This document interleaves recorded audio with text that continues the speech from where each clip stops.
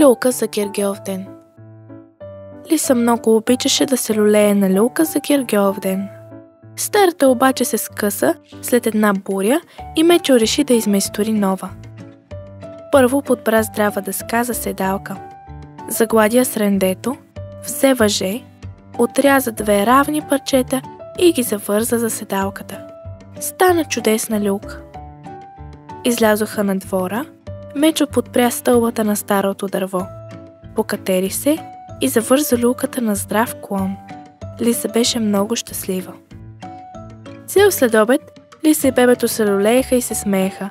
Мечо ги засилваше колкото може по-силно, но на тях все не им стигаше. Най-накрая всички се умориха. Лиса продължаваше да седи на люлката и да се поклаща леко. Бебето обикаляше дървото и гонеше една пеперуда. Мечо се усмихна и си каза: семейството е да се забавляваме заедно.